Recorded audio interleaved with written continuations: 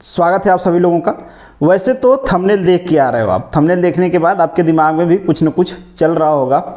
खैर, थंबनेल की बात तो हम करेंगे, उससे पहले पढ़ाई लिखाई की बात होने वाली है, तो एक छोटी सी बचपन की स्टोरी आपके साथ शेयर करना चाहता हूँ। स्टोरी क्या है, एक्सपीरियंस है और सोच है हमारी।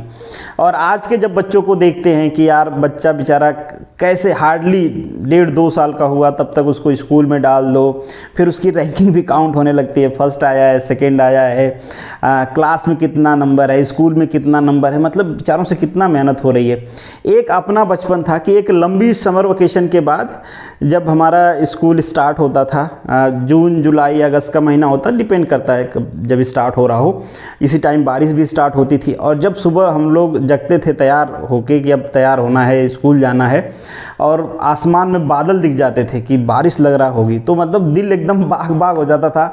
भगवान से बस यही दुआ करते थे कि हे भगवान बरस दो, ये जो 8 से 9 का टाइम है ना, इसमें हल्की बूंदाबांदी भी हो जाए तो हमारे पास एक बहाना हो जाता था कि आज तो बारिश हो रही थी तो स्कूल कैसे जाते।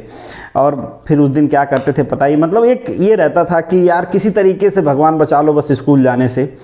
आज के बच्चों की बेचारों की हालत, जैसे कि मैंने शुरू में भी कहा, कि इतनी ख़राब है कि भगवान भी नहीं उनको बचा पाएंगे। एडवांस ज़माना, जैसे मैं रिकॉर्डिंग कर रहा हूँ, बेचारे पूरे दिन मोबाइल के सामने बैठे रहते हैं, कभी कुछ कभी कुछ। आप देखते हो कि कितना क्यूट मैसेज भी उनके आते रहते हैं। कश्मीर की बच्ची का शायद आप लोगों ने देखा होगा वो मैसेज जो मोदी साहब को भेज रही थी कि इतना लोड क्यों देते हैं आप छोटे बच्चों को। तो ये सारी चीज़ें हैं। खैर, ये जो चीज़ें हम कर रहे हैं ये बच्चों के लिए है, और आप तो बच्चे हो नहीं, या तो आप बच्चे के बाप हो गए या तो फिर आपको मौका नहीं मिला होगा बच्चे का बाप बनने का। तो इसको छोड़ते हैं, अपनी जो बातें हैं वो करते हैं। खैर, आज जो हमारा डिस्कशन है वो स्कूल का भी नहीं है, कॉलेज का भी नहीं है कोचिंग का। एक बहुत इम्पॉर्टेंट, एक पैरेलल एजुकेशन का सिस्टम है ये कोचिंग। कई बार कई मायनों में हम ये भी कहते हैं कि जो यूनिवर्सिटीज़ कॉलेजेस नहीं कर पाते हैं, स्कूल्स जो नहीं कर पाते हैं, वो कोचिंग वाले कर रहे हैं। डेफिनेटली एक मैंने कई सारे वीडियो में बोला भी है कि जो क्वालिटी एजुकेशन है, अगर सच में हम कहें तो वो सब कोचिंग में ही मिल रही है।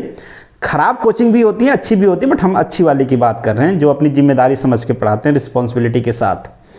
बट जब कभी हम कोचिंग में गए, प्रिपरेशन किया, खूब मेहनत किया और सिलेक्शन नहीं हुआ, और जब हम ये फाइंड आउट कर रहे होते हैं कि यार क्या रीज़न है, मेरा सिलेक्शन क्यों नहीं हुआ, तो हमारा ये जो दिमाग है ना, ये काफ़ी शातिर होता है। ये किसी भी तरीके से ये नहीं चाहता कि रिस्पॉन्सिबिलिटी खुद के ऊपर आए।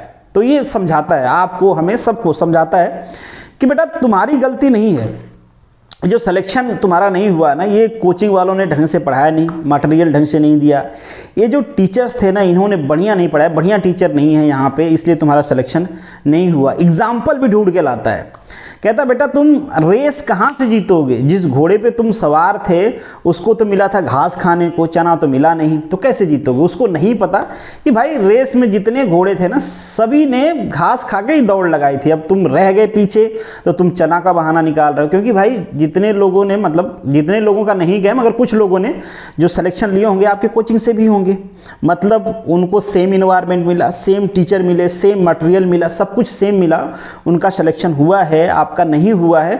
तो किस हद तक आप ये कह सकते हो कि कोचिंग वाला या टीचर्स दोषी है।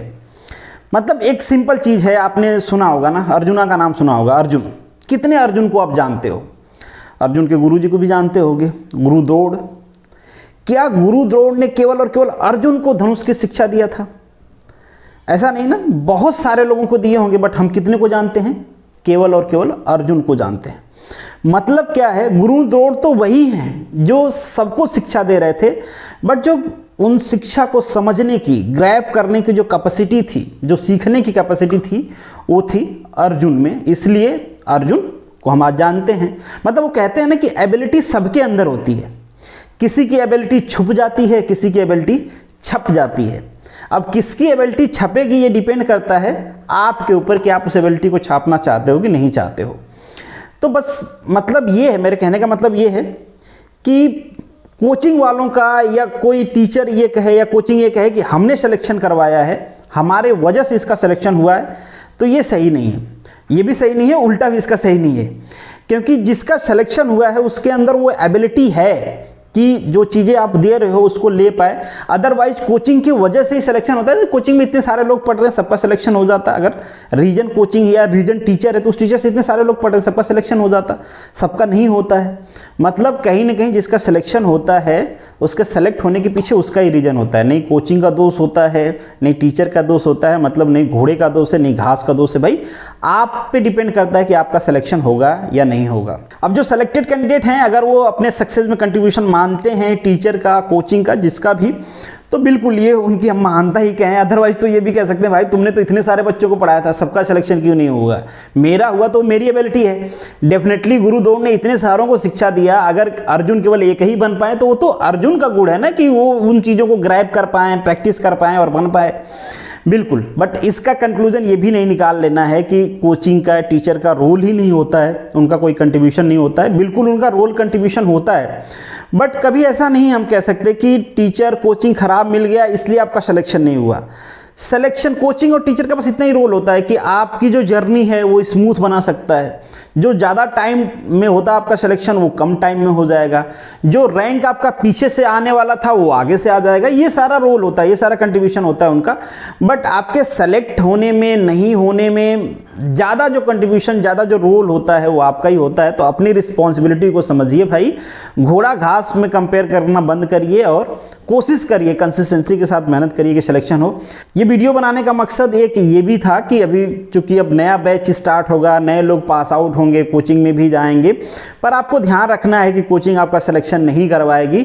ऐसा नहीं कि कोचिंग में सिलेक्शन लेके आराम से आप सो रहे हो कि मज़ा है, अब तो सिलेक्शन, अब तो कोचिंग में ले लिया और ये कहते हैं यार हमारे यहाँ से ही सारे रैंक आते हैं, बस तेरे भाई का रैंक भी आ जाएगा, क्या करना है। बाद में रिजल्ट देखते हैं तो बहुत निराशा होती है। खैर जहाँ भी आप लें, इस बात को समझे कि भाई सिलेक्शन लेने की रिस्पॉन्सिबिलिटी आपकी है, कोचिंग की नहीं या फिर टीचर की नहीं। तो ये वीडियो का एंड है। वीडियो को लाइक करिए और पतली गली पकड़िए। चलिए मिलेंगे नेक्स्ट वीडियो में।